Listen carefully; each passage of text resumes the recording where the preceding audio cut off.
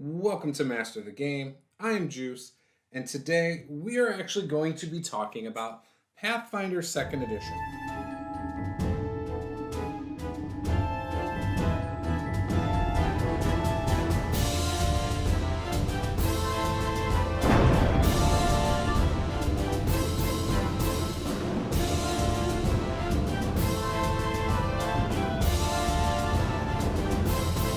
This is going to be a flip through, and while I want to preface this with I have not played Pathfinder 2nd Edition, I have, however, spent about 14 hours going through this book, reading different things, jumping around quite a bit, and I really like what I'm seeing so far. If you're into a crunchier game system, this is probably going to be a good one for you to pick up if you haven't yet. If you're looking for more character options and you tend to just be a player, again, this is going to be the book for you. If you're tired of another system that might be a little bit too basic or simple, and again, you want some more variety in your games, from combat to other aspects, again, this might be for you. But I'm not going to lie, there is a bit more to this than other game systems out there. So with that, let's start flipping through, and I'll talk about some of the things I've noticed, some of the things I like, dislike. Most of it I actually tend to like. I think this is a really, really well done book. But yeah, so anyways, I got this as an early Father's Day gift a couple weeks ago.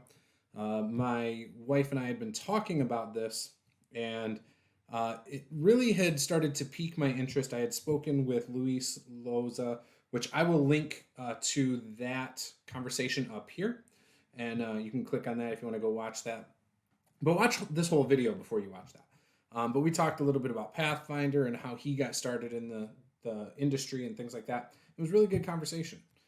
So anyways, this was the Father's Day gift. My wife knew I wanted it. She had actually ordered it around the time we had discussed it because she thought this sounded like an interesting game for her. And so anyways, they surprised me one night after dinner. They wrote in the cover, my daughter wrote, "Dad, I love you. Have a nice day. I hope," that's supposed to be hope, "hope you love today."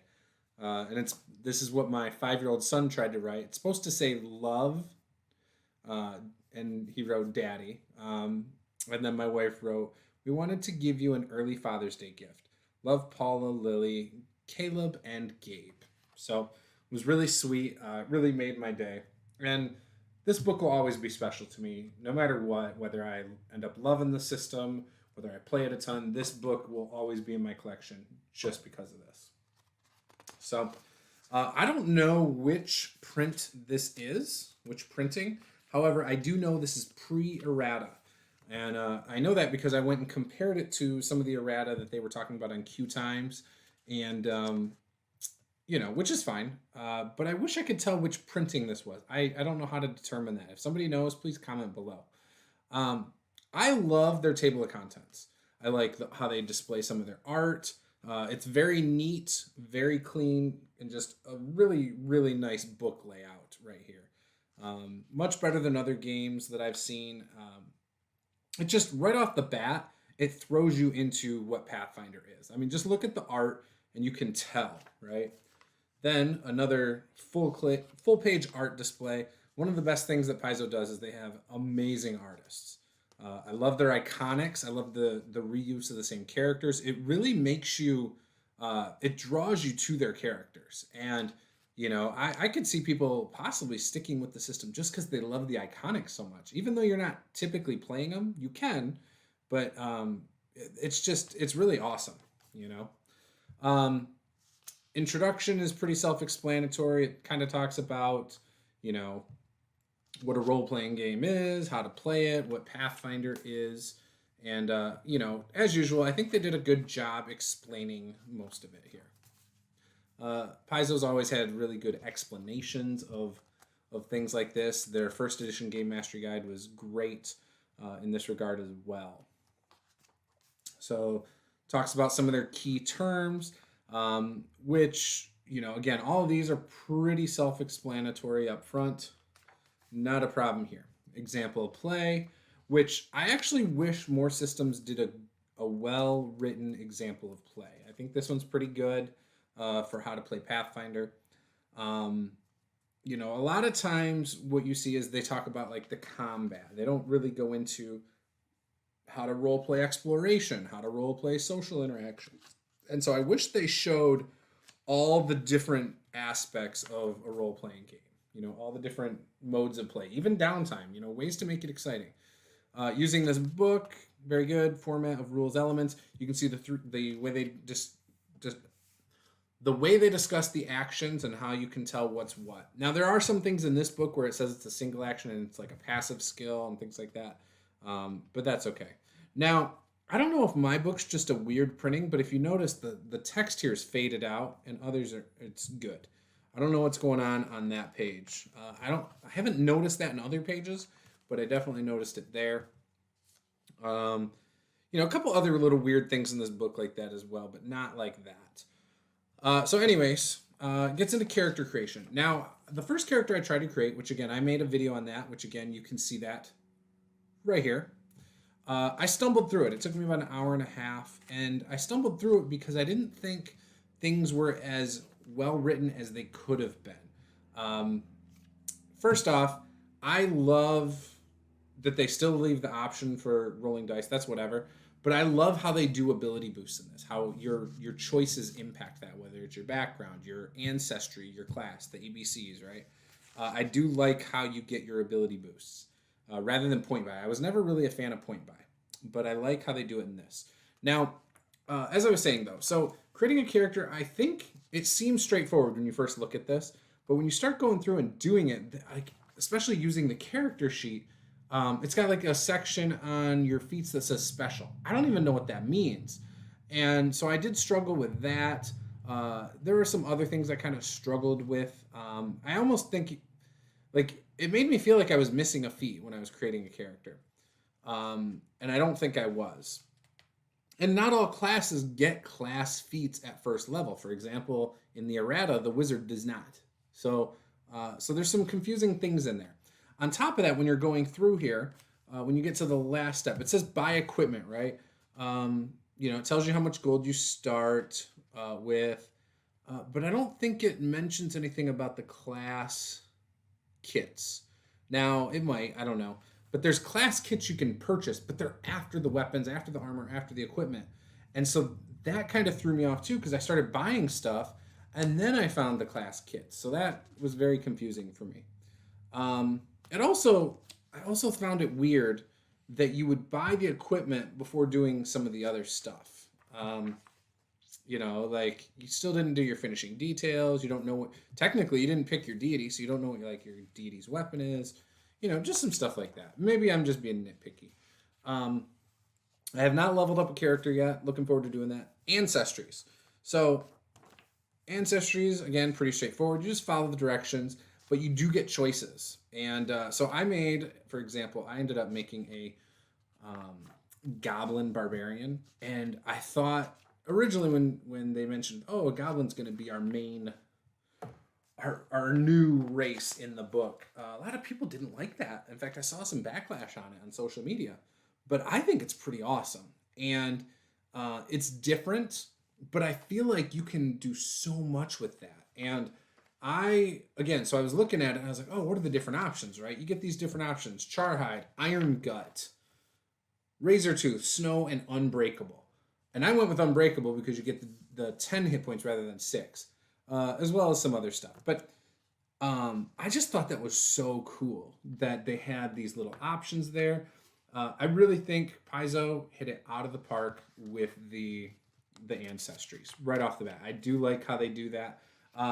I was a little confused. I understood they were putting half races underneath human, but the way it is, for some reason I was a little confused on how this worked. These are all just fluff text, right? Like how you might role play it basically and things like that. Up here, all of them, all half races and humans get 8 hit points. So even if you're a half orc, you only get 8, which I thought was a little weird. I feel like the half orc should be higher than that. And maybe it is under the sub ancestries. I don't know. But I thought that was weird, how they lumped it all together. So yeah, again, now you get into the stuff that matters. So if you're playing an actual human, you choose one of the following human heritages at first level. At first level, you gain 1 ancestry feat, and you gain an additional ancestry feat every 4 levels. As a human, you choose from among the following. Somebody said, I thought, that you get an extra feature or feat as a human. Maybe that's true. I don't know. But I don't see that in my book, really. Yeah, I don't know. Maybe I'm wrong. But you do get, you gain 1 ancestry feat, and you gain an additional. Oh, yeah, I guess right here. You get an additional ancestry feat every 4 levels thereafter. Yeah, I don't know. Whatever. Anyways, it is what it is. But there's some good ones in here. Again, I love the feats. I was looking at a half orc for my barbarian. I ended up going with the goblin. Backgrounds. They're really small, but you do get some cool little features associated with them. I like how many are in here, and it seems really easy if you wanted to make your own custom ones, or, you know, when more third-party things come out, it seems like it's going to be very easy to come up with backgrounds. So again, I like what they've gotten here. Again, they have a ton of them, so you can make practically any type of character you want from that. You know, so ancestries, again, I think it's really simple. There's a lot of options. They're going to add options. It all sounds good. Languages. I do like how your intelligence is tied to languages, unlike another game system. And I really like that. Again, artwork, gorgeous. They do such a good job with this art. Like, just seeing this makes me want to play a game right now. Classes. So I did like what they did with the classes for the most part. I didn't understand why so many classes get training in being unarmed and also unarmored. So Alchemist, straightforward. The iconic looks like it's a goblin. And you know, there's some good stuff in here. There's some typos in this one that have been fixed with the errata. But if you like alchemists, which I know a lot of people do, I don't think you'll be disappointed with this. There's a lot of cool things with it, and I think there's only going to be more as they add more books. As I mentioned before, Barbarian, I think, is pretty cool. Now, again, trained in unarmed attacks. I almost wish that wasn't in here. I almost wish it wasn't there for most of the martial classes, but it is. And same thing with trained in unarmored defense. Now, I get it for the barbarian. I get it for a monk. I don't like that for a fighter or, you know, a champion, for example. So the barbarians are pretty cool in here. Like I said, the coolest part is your instincts. So instincts are like your subclasses. Now, reading through it, I was not a fan of the animal instinct one. It just did not seem interesting to me. It just, whatever, right? I could see why someone would like it. And again, you're trying to make it so anyone can play the type of character they want. I thought the dragon instinct was cool, which is what I went with. The fury instinct seems very typical of a normal barbarian. The giant instinct seemed really cool.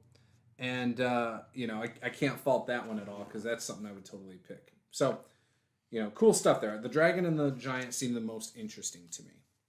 Some of the feats are really cool. I like the sudden charge. Again, artwork. Look at this. Like, do you not want to go fight some giants after looking at that? Like, I do. It's way more beautiful in person than on camera, by the way. But it's great. I do like these little excerpts that they put on the sides of the samples of barbarians. They don't have these for every single type of character class.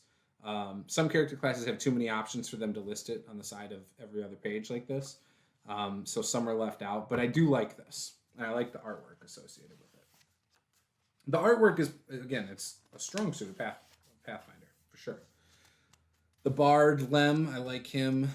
Again, I love these little write-ups up front. I think it makes you think about things a little bit differently. You know, how others probably view you, what you might do in downtime, exploring, you know, things like that. I really do like these write-ups. So looking forward to seeing how they do this with some of the other classes that are not in the core book. Like when they come out with the Gunslinger and the Witch, you know, if they come out with the Magus or the Oracle. Really curious to see what they do with that. Now, spellcasting, I'm not too caught up on in this. I've read some of the spells themselves, but I have not made a spellcaster. I plan on doing that in the next couple days. I'm very curious to see how they work. in theory. And in general, it seems like spellcasters in this, while, just like in other games, are pretty complex. They're not the most complex thing anymore. I actually think the fighter in Pathfinder 2nd Edition is pretty complex. The amount of options you have as a fighter is crazy to me. The champion, formerly known as the Paladin, first of all, she's an amazing, iconic character. I have always enjoyed her. I love the miniature I have of her. I just think she's an epic iconic. Now, I haven't read up much on the champion, but what I have read, I do like. I think that they have some pretty cool options. The feats, I think, are really well done from what I've seen. I don't feel like there's anything game breaking. Whereas in first edition, one of my gripes, and not even a gripe, because my biggest issue with first edition is I never took the time to really learn the system in and out. I just wasn't, at the time, ready for a crunchy system. I had just come off of playing Palladium for a long time, and I was ready for something a little bit lighter. But I've been playing lighter systems for a few years now, and I really want more customization, more options, and things like that. And I feel like this is hitting that sweet spot for me right now.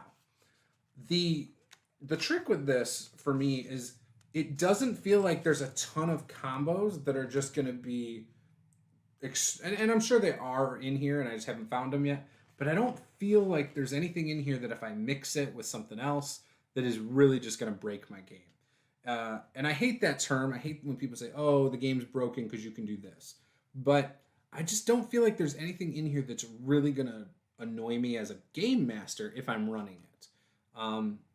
Now, who knows? Maybe I never run this game. Maybe this is more of a game that I play and I don't run it. I don't know. Pathfinder 1st Edition, I had a ton of fun playing. I played in some Pathfinder Society games. My character was, his name was Brock Abs O'Steel, inspired by Brock Lesnar. He was a fighter that I tried to make as strong as possible. And, that's just the route I went with it. Druids in this, you can make them varying ways, whether they are focused on spell casting or animal companions or being able to change. You can do it all, I believe, but there's certain things that if you front load it are better than others as you go on. So if you choose like shape changing early on, then you're not going to be as good at like spell casting or a couple of the other things later on, it seems. I could be wrong. I haven't made one, haven't leveled it up. Same thing on every class that I've said, but Now, here we go. I think most people agree that I've talked to that the fighter in Pathfinder 2nd Edition is where this ultimately shines. If you are a fan of fighters in any game, I think you're going to really like the fighter in this one.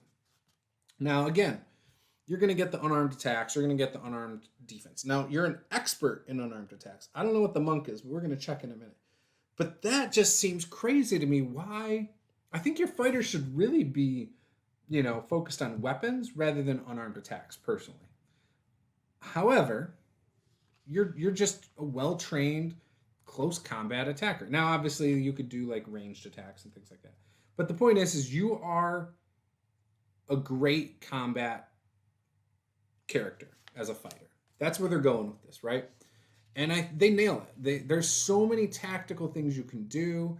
One of the cool things is this combat flexibility at 9th level. The reason I really point that out is just like wizards and other spellcasters, you have a preparation phase, right, at the start of a day. At 9th level, you're going to prep a feat you do not have.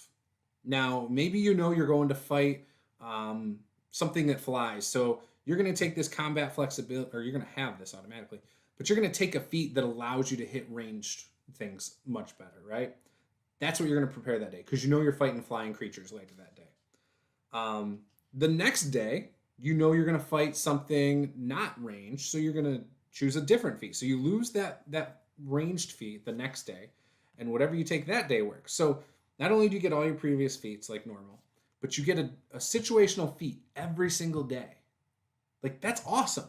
Like, that is so cool. it allows you to truly be a tactician and do different things. Now, stance is a big deal. You can change your stance and things like that.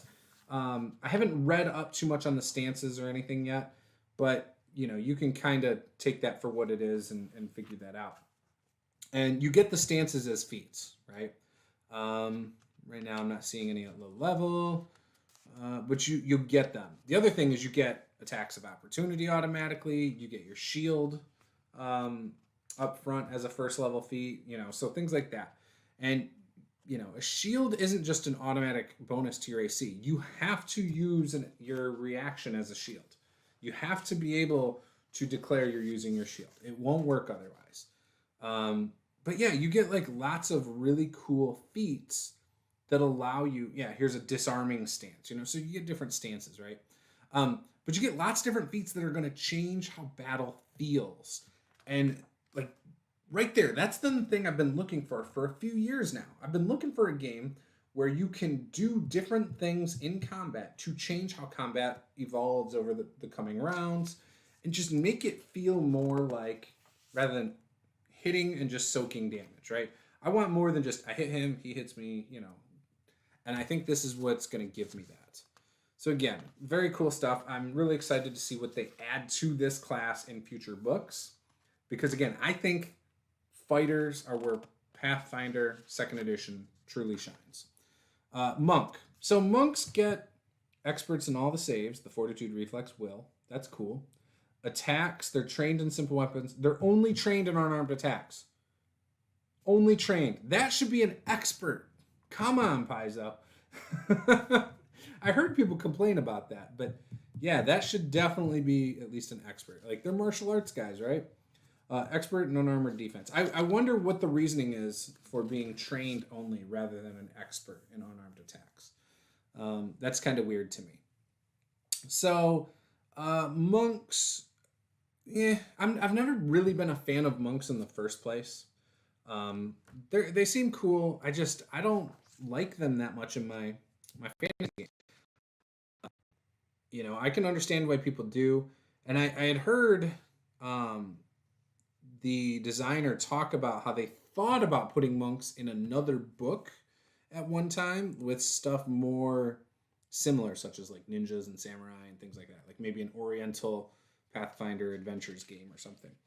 And to me, I would have preferred they did that. But I know there's a lot of people who prefer monks, and that's cool. It's in here. I don't have to ever play it, so it doesn't matter. Maybe I will, and hopefully it'll change my impression. Again, look at that artwork. That's pretty cool. Maybe playing it will change my perception of it. I don't know. It just never appealed to me. But again, we'll see. Rangers. If you want to know how to make a ranger awesome as a game company, look at Paizo. Not that other system who's like been reworking their rangers 4 or 5 times now. I'm exaggerating. But I really like what they did with rangers here. So again, you're trained in unarmed attack, so you're just as good as a monk. You're trained in unarmored defense. Not as good as a monk there, but still. Rangers are pretty cool in this. They're not spellcasters, by the way. They are meant to just be really good at hunting certain things, focusing on tracking prey, wilderness kind of things, and using weapons and stuff. So they do have some cool things. Some of their, what is it? There was something I saw that I thought was pretty cool that they had a choice of. Hunt prey, I don't know. There's something where they get a choice. I don't remember what it was, but it's pretty early on, I thought. And they get like 3 choices that are pretty cool. You choose... It's Hunt Prey, Hunter's Edge, Ranger's Feet. Am I right? I don't know if you get to choose between them. I don't know. It doesn't matter. But anyways, really cool stuff. Definitely a cool class. I'm not going to worry about it at the moment. But you get some cool options. So I really think that Rangers are going to be fun for me to play again. I'm a fan of the martial classes, in case you haven't noticed. Rogue. Now, I have not spent any time looking at the Rogue yet. Rogue is not a class I typically play, but I'm very curious to see how it goes. They're, again, trained in unarmed attacks, trained in unarmored defense. Like, practically everything is. And I think that really takes some thunder away from the monk, to be honest. But at least when you're not in armor and stuff, you can still be effective, right? So rogues, you got the ruffian, scoundrel, and thief. Very different. Each one is different than the other. And I've watched a review video about the rogue that, again, kind of discussed those a little more. I hope, as this goes on and I learn more, I hope to do videos about each class and ancestry, and maybe some of the backgrounds I would take with them, combinations and stuff. I'm going to make a bunch of different characters. We're going to see what I think of the characters I make, how easy character creation is, if, you know, just my initial thoughts after I've done that. And I really plan to do more Pathfinder and Paizo videos. So if that is something you're interested in seeing, please drop a line below. If you want to support this cause, maybe if you want me to dive into some of the other books, feel free to go on over to my Patreon, which you can find the link below. And your money will go towards getting the other books for sure. Right now, this is the only Pathfinder book I have for 2nd edition. But again, I will definitely check those other ones out as the time comes. Now, Sorcerers. I am not typically a spellcasting fan. I like playing clerics, but I can also play them as like more of an upfront style character. Wizards don't usually appeal to me, but I was looking at the sorcerer, and there's some things in here that got me pretty excited. Now, they don't get a ton of hit points. They are trained in unarmed attacks. They are trained in unarmored defense. They don't get any armor, though. So that's, you know, kind of, it's whatever. But the bloodlines are interesting in here. I was looking through some of those. You get, like, what was it, like, aberrant, demonic, draconic, diabolic, elemental, fey, hag, a lot of options. Imperial, undead, a lot of options. But anyway, so there were some cool things. For example, was it this one? Bespell Weapon. You siphon the residual energy from the last spell you cast into one weapon you're wielding.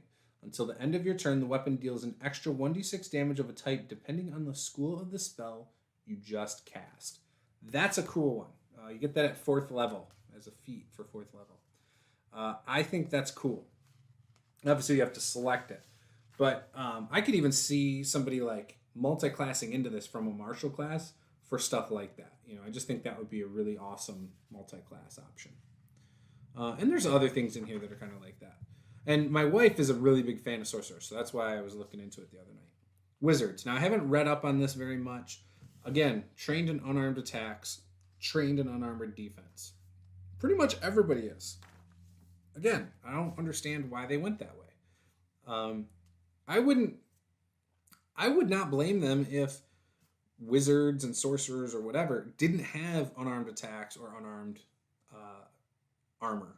Like let them be soft and squishy, right? Let them use spells as defense. Make more armor style spells or reactionary spells. I don't know. Something to make it better and use up a resource rather than, hey, here you go, you know? And you can make them really powerful. All right. So anyways, spell books, you choose your school, yada, yada, yada. You know, typical wizard stuff. When I was looking at this the other day, I didn't see anything that stood out as anything different than what I would expect with a wizard. So, you know, I'm not going to get too into that. I have not read up on animal companions and familiars yet. I'm sure for some people that is going to be a very important section. To me, it's not what is appealing to me. So, haven't read it yet. I'm sure I will. Talks in here about multi-classing and multi-classing between two different things. So, again, if you love multi-classing, I know there's a lot of people out there. It's kind of interesting hearing about what some cool combinations are and why. So, for example, like clerics, if you multi-class with an alchemist, martial clerics, divine sorcerer clerics, other spellcaster clerics, you know? Just some cool stuff that it mentions and why you might do it, how you might use it. Druid, monk, blah, blah, blah. Multi-classing is cool, though. I can see why you might do it, to be honest. Skills. Now, I haven't read through a lot of the skill feats yet or how necessarily skills work. I think some skills give you different things. You know, like they'll give you an actual ability that you can do when you choose it. Things like that. Or maybe it's the opposite. Maybe it's when you select a skill feat, it gives you an ability. I don't know. I don't know what I'm talking about. It's okay, though. Acrobatics, trained actions. Athletics. You know, just talking about general skill stuff. Again, I got to read this stuff a little more before I really comment on it. There's a cool page of art. Diplomacy, gather information, nature trained skills, identify magic, learn a spell. I like how in depth they go with the skills. They don't leave it up to interpretation, really. It's ultimately explained like what's going to happen if you do these things, like critical success, critical failure, you break your tools. Success, you open the lock or you achieve one success toward opening a complex lock. Critical success, you unlock the lock or you achieve 2 successes toward opening a complex lock. You leave no trace of your tampering. You know, just some cool stuff. The thing to pay attention to a lot from what I hear is these tags. I think those are pretty important. Obviously, all these say like general skill or general or whatever. But those are very important. Downtime, talks about downtime. You know, so these things are, again, I think they're really important. These are all feats, by the way, now. So there's some good stuff, though. These are general feats, too, not your normal, like not what you get from your class necessarily. You might get these from your background and things like that. So one of the things, too, that was very weird to me when I was first going through this book was your equipment section gives you rules. It's talking about bulk and coins and currency and just, I don't know. It was weird to me for some reason. I don't think I'm used to this layout. Maybe the first edition was like this too, and I just don't remember. But like, it's talking about item damage. I don't know how, like, changing weapons and what action you got to use. I didn't think that was where a lot of this stuff should have went. Personally, I think equipment should have just literally been how specific things work. Maybe you guys disagree with me. I don't know. Talks about how to determine your armor class here, downing, removing, armor class bonus, check penalties, so on and so forth. So, talks about your armor and stuff right here. And materials, armor descriptions. Cool. Then it gets into shields. Now, there's no shield proficiencies in this. You either have a shield reaction as one of your abilities or feats, or you don't, and you get no bonus from a shield, is my understanding. Maybe certain classes without the feat can still use it. I have no idea. Tower shields you can use for cover. You know, you got the different types of shields here, like wooden, steel, tower, buckler. Again, I got to read up on that, especially if I'm going to make a fighter. My barbarian, I think, uses a shield. Or no, he doesn't. He uses scale mail. You get into weapons here. Again, talks about critical hits. Talks about damage rolls, improvised weapons, selecting weapons. A lot of different tables, like simple, uncommon simple, martial, uncommon advanced weapons, simple ranged weapons, martial ranged weapons, uncommon martial weapons, ranged weapons. You know. It discusses the traits here for the different things and what they mean. Continues doing that. Talks about descriptions of specific weapons. I do love the number of different weapons and things and how they feel different for the most part. I do think that Paizo and Pathfinder do a good job with that. Get into gear. Again, you could buy all your gear. So I started creating my barbarian the other day, and then I saw the class kits, thanks to a comment in my chat. And then I went and bought this because I was like, man, this is so much easier. I wish I had like a quicker selection. Here it is right there. It's awesome. I'm only about halfway through this book right now.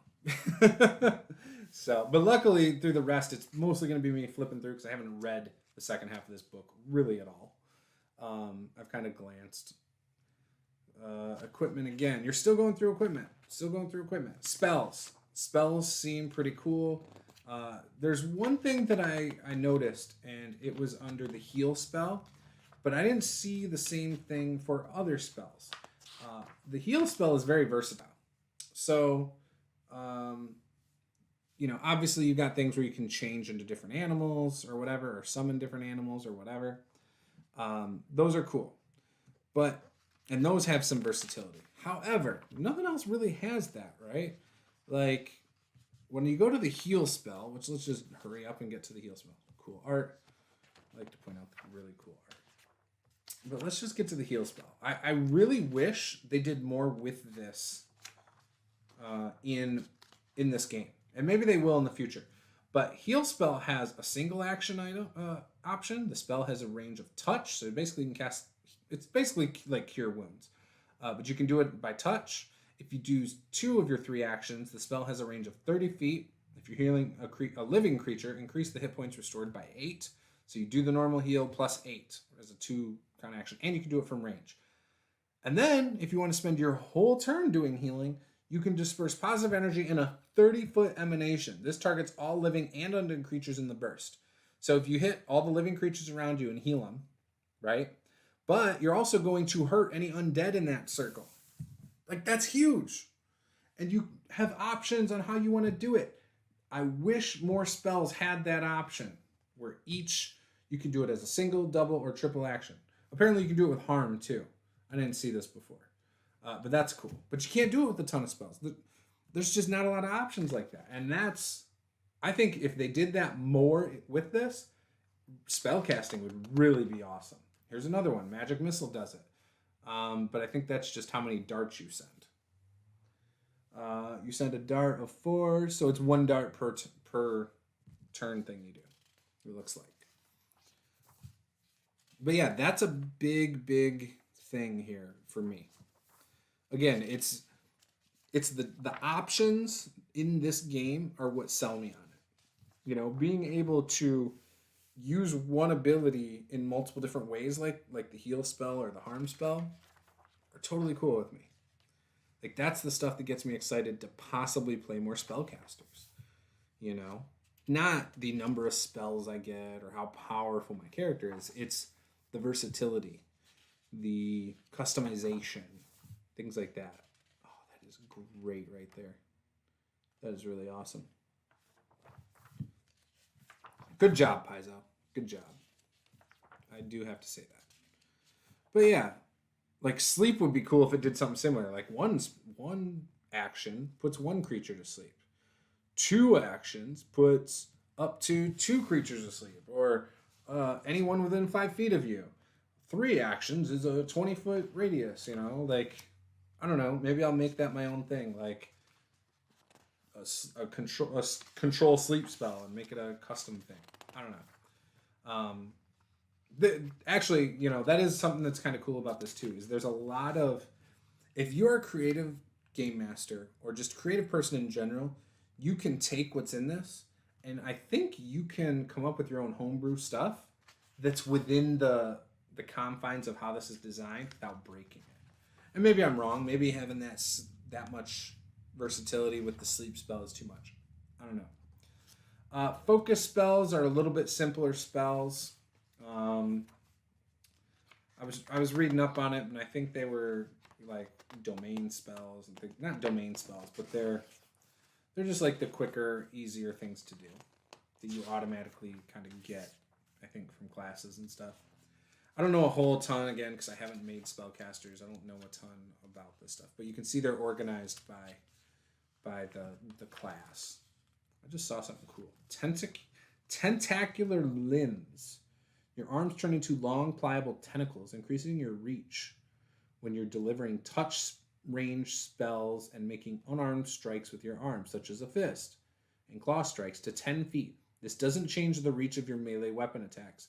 During the duration, whenever you cast a spell, you can add an additional action to that spell's casting to temporarily extend your reach to 20 feet. Oh my gosh. Get into rituals. Some of the organization's a little wonky. So this was a cool section. I did read some of it. We did talk about this with Luis a little bit. He's in charge, not in charge. He's a developer of the Lost Omens line, which is basically their setting, their inner sea world guide type of stuff. And he was talking about some of the stuff that's in here, that's written into the Lost Omens stuff, and it's really interesting.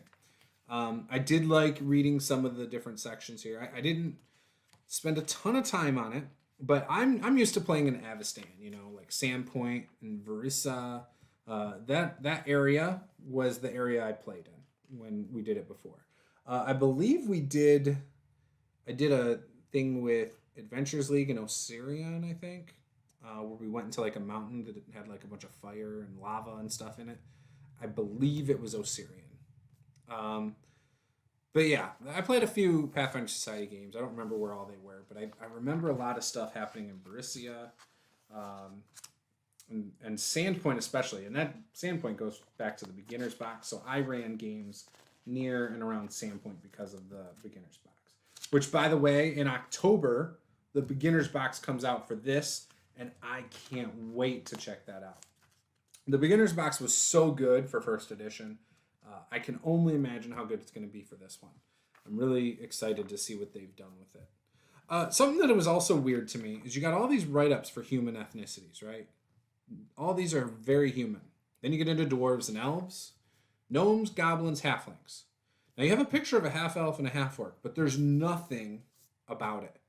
Like I wish they would have done something with it, and they didn't.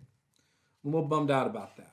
Because, again, I was thinking about making a half-orc, and I didn't get anything about it and how they are in this timeline of Galarian.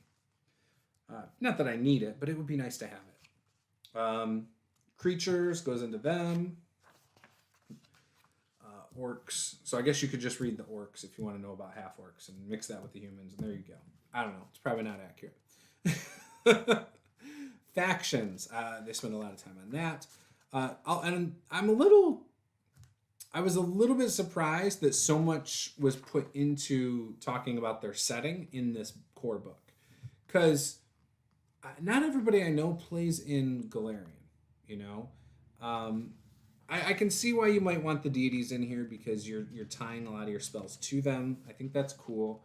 I do think it's cool that the setting stuff is in here, but I think it would have been more effective to throw in at least some low-level monsters too, especially since not everybody has a monster manual. I think it could have been very helpful to just throw in some really low-level, low-tier monsters over the course of like 10 pages. But that's just me. Gets into playing the game, making choices, doing checks, things like that, calculating DCs. The thing that I'm going to have to wrap my head around with this is how difficulties they tier up as you level. I know that's how it was in 3.5, original Pathfinder. Being someone who didn't play those that much or run those that much, I think that's going to be something a little bit difficult for me that they scale up. I don't like the idea that things scale up personally. A lock at low levels should be this DC, but when your characters are level 12 and their bonuses are plus 20 or plus 16 or whatever they are, that's where you're gonna have to up those difficulty checks. And it doesn't always make sense to me that some of these same locks, and I do that in quotes, are going to have different difficulties just because of the player's levels. So it is what it is. But precision damage. So conditions. I was looking at the conditions, and I had seen in a video recently someone mentioned that the reason they're not interested in Pathfinder is because there's 22 conditions. I don't know if there's 22. I haven't counted them. But, most of them, aren't really conditions as you would think of them, right? Flat-footed is when you're kind of surprised, basically. Or when somebody's ability stuns you or something. Fleeing, you must run away. Like, that just means you're afraid, right? I mean, that's how some of the terminology is just different from other games, when I feel like they could have went with a similar name and it wouldn't be as confusing for some people. But again, I don't know the reasoning for that. In fact, reading through a lot of this, there's a lot of things like that. Broken. So when I think of conditions, I think of something that applies to a character. However, some of these apply to items like broken, things like that. So again, it's just a different thing. Observed, you're in plain view. I don't know why that's necessarily a condition or not. I don't get it necessarily. Persistent damage, I don't understand why that's a condition. I don't understand why. Maybe it's because it's a crunchier system and you have to have these explanations. I don't know, for the sake of the rules and interpretations. I like this. This reminds me of the chart in the back of the 3.5 book. It almost looks like it's taken right out of it, but it's clearly not. But it's very similar. It talks about line of sight, things like that. There's the thing I really thought was cool in here is the heroic recovery. This is cool. Now, it did throw me off when I read this, and then later I read about hero points. And heroic recovery, if you see right here, it says if you have 1 hero point, you can spend all of your remaining hero points at the start of your turn or when your dying value would increase in order to return to 1 hit point. No matter how close to death you are. You lose the dying condition and become conscious. You do not gain the wounded condition or increase its value when you perform a heroic recovery. So automatically you're at 1 hit points, no wounds, you're completely fine basically at 1 hit point is what it comes out to be. But when you get to hero points later on, and it mentions heroic recovery, right here, spend all your hero points to avoid death. You can do this when your dying condition would increase. You lose the dying condition entirely and stabilize with 0 hit points. No, that's not true. The other one says you get 1 hit point. You don't gain the wounded condition or increase its value from losing the dying condition in this way. Yeah, see, that's the thing that's weird. It doesn't work. That just does not seem right to me. Am I wrong? Am I misreading it? I don't know. But the other one says you get 1 hit point. This one says you get 0 and you're stabilized. I'm going to go with the 1 hit point because I want to keep my players having fun in the action. And I'll probably be a little loose with my hero points. Here's your basic action. So, again, I think Paizo... Again, this seems complicated when you look at it, but I do like what they have in here. There was something that really, really piqued my interest, and was it previous page? No, where is it? And I'm going to point it out, and there's a couple reasons I think it's cool. Here it is. Avert Gaze is considered a specialty basic action. Avert Gaze. How many times have you played a game with a Medusa and the players say, I want to close my eyes or I want to look away, but the mechanics of the game don't have anything to do with it. There's nothing in the book that says you can just close your eyes or look away or whatever. Like, it might be implied with something like, well, if your eyes are closed, then you get disadvantage on an attack or something like that. But this, useful. Like, I feel like this is a really cool thing to have in the rules. There's other things like pointing something out, grabbing an edge, things like that. Here it's talking about movement. So here they do it as, 5 feet, 5 feet, 10 feet to move that second. So it's 10 feet, 5 feet kind of thing. At least that's how it looks. I don't know. I'll have to look through that a little more. Flanking, how cover works.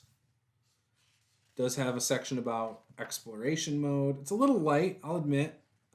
Exploration mode is very light here. You got 1 full page here, but it's basic. Like, travel speed, avoiding notice, defending yourself, detecting magic, follow the expert, scouting, searching, hustling, investigate, repeat a spell. Repeat a spell is kind of cool, by the way. Different activities. Rest. Downtime. Downtime is a little bit lighter, but that's okay. That makes sense. A lot of your skills are associated with downtime. Game mastering. So right here is some interesting things. It's mostly like not common sense, but the stuff I read in here wasn't world breaking advice, right? It's like, oh yeah, I kind of know that. I do like that they have this tools for responsible play. I will say, if you haven't yet, go look at Monty Cook's Consent in Gaming. It elaborates on some of these things and has other things as well. Even if you know your group really well, if you know your group really well and they don't seem to, have a lot of boundaries or whatever, then fine, whatever. But if you have any questions, then I would definitely recommend looking into that. Just read it. If anything stands out to you, try to apply it. It's just about being, understanding and on the same page with your group. It removes some of the things that could be issues down the road. It also gives you some insight into your players a little more, or even your game master, if you're a player and you wish your game master would look at it. Then there you go. So cool stuff in here. Preparing an adventure, creating adventures, characters with disabilities, which might be interesting for you to play with in your group, things like that. Treasure, building encounters, XP budget. I think it's weird that you got an XP budget in a book that doesn't even have everything to, create encounters and stuff.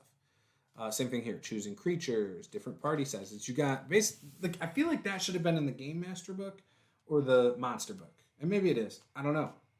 But it seems weird that it's in this book, and this book doesn't give you everything to run adventures. Like, you could run an adventure with traps based on this book, but there's no monsters. It bothers me. That is a huge... Am I the only one this bothers? Let me know in the comments below. Running modes of play. Talks about Pathfinder Society, published adventures, sharing responsibility, which I think is a good one to look over. There you go. Social encounters, ending encounters, so on and so forth. Measures of success, exploration, party order, exploration activities. All this is very important. Longer periods of downtime, playing out downtime. Difficulty classes. So here I think is what I was talking about. It's talking about DCs by level. Again, I don't think that makes sense in the real scope of things. Like, why would... I get why. You're looking for balance. You don't want your characters after a few levels to be able to unlock everything. But it just... I don't like that. That's one thing I don't like about this. That's cool. Throwing a bomb at the shark. That's cool. Yeah, so and here they are. Not only do you do the level right here. So if they're level 10, then a DC would be basic 27. So if it's 27, but you think it's incredibly easy, it's really a 17. If it's easy, it'd be a 25. If it's hard, it would be a 29. If it's incredibly hard, it would be a 37. Like, it's a moving target. Like, you could have the same party go into the same dungeon 10 levels later, and that one door now, the difficulty is 10 harder or whatever. Like, that just... Do you understand why that bothers me? Maybe that's dumb. Maybe I should stop looking at it from that perspective and just be like, it's a game. They shoot fire out of their fingertips. Just go with it. It's to make it more interesting. Here we go. Hero points as rewards. Experience points. So I don't use a lot. Usually I don't do experience. I usually do a milestone leveling, where I basically just, when players get to a certain part of my game, I then just tell them to level up. But maybe can do something more with XP in the future. Treasure. I do think it's funny this book also has treasure when you don't have monsters. I feel like I would, again, rather have monsters in here rather than treasure. I feel like I'd rather be able to play this game completely with this book rather than, the opposite, where it's like, I got everything but, and that's how I feel.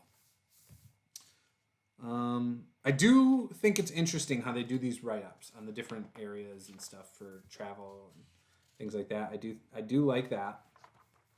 The natural disasters are kind of cool. Like, this book is very informative. It's got a lot of good stuff. Don't get me wrong. Again, I love this book. I think they did a great job. I just probably would have done something a little bit different. I probably would have focused heavily on player characters and character creation, just like they did. But then I think I would have had less about how to run the game, and maybe simplified that stuff a little, and then had like a little bit of treasure, a little bit of traps, a little bit of monsters. I think that for me would have been great. That's cool. I think that would have really worked for me. But yeah, here's a bunch of traps, right? Dark Side Mirror, Banshee's Symphony. So then you get into crafting and treasure, which again, we're at 531. That's basically the rest of this book. You've got almost 100 pages of this. I don't understand. Why? Why?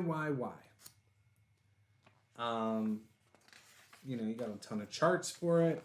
Again, it's probably very useful. Maybe I need to pick up the Game Mastery Guide and the Monster Manual to really understand why they did the core book this way. I'm sure the Monster Manual is probably mostly just monsters, and you have a couple pages on how to use the monsters, maybe what some of the traits are, something like that. I'm not sure. I don't know what the Game Mastery Guide looks like. But yeah, crafting and treasure. I do like how they put little art in here for the different treasure items. Things like that. Mithril armor. I do like it. And it's weird. It's funny, you can see the further I get into the book, the more frustrated I get. But again, I think it's a good book. I definitely recommend picking it up. I really do think that this could be my go-to system for a while. For at least a couple years. I'd love to hear your guys' thoughts. Again, still in crafting and treasure. I haven't even looked at the appendix of what's in the appendix. I think I looked to see if there were monsters, and there weren't. Look at that. That's cool.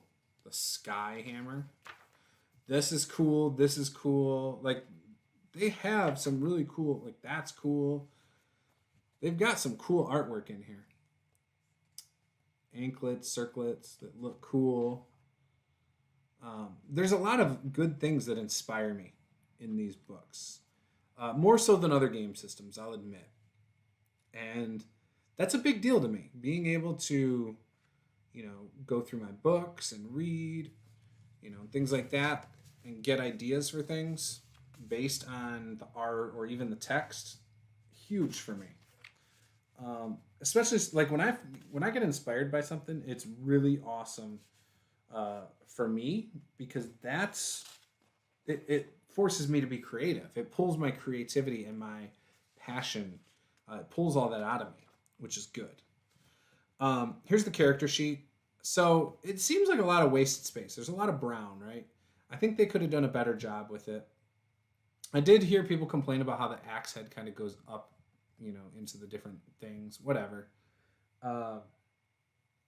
Again, I'm not a fan, and I know a lot of people aren't. I'm not really a fan of the character sheets. I think they could have done a better job and used the space a little more efficiently. It is what it is. I do like that they told you how to fill it out in the book a little bit. That was kind of nice.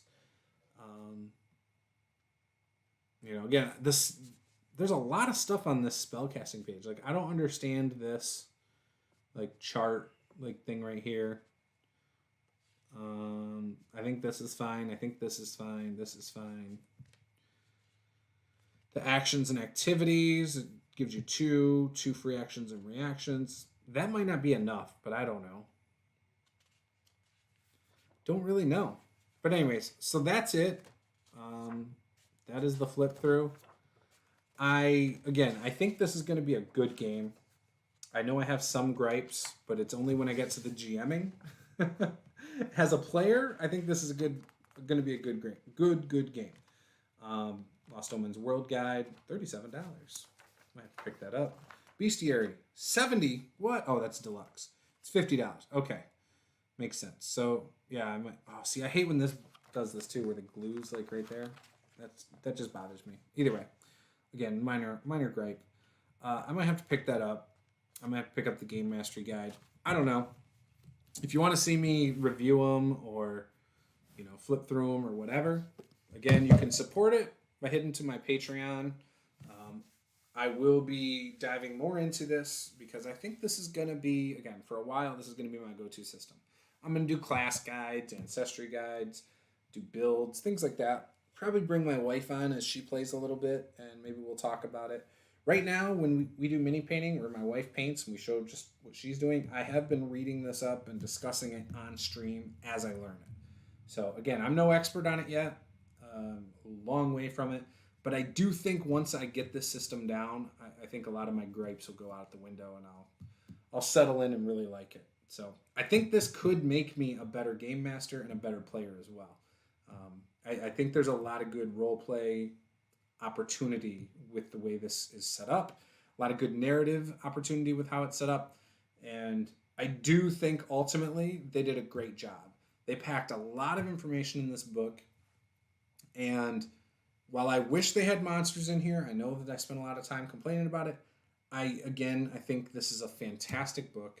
You could run adventures and make up your own monsters if you've run games before. It shouldn't be too difficult, but it is what it is. So with that, again, if you're new here, hit that subscribe button. If you liked this, hit like. I'd love to say, or if you didn't like it, say you thought I complained too much, hit the dislike button. That's fine too. Just do one or the other. Let me know if you liked it or didn't. If you have constructive criticism, let me know below.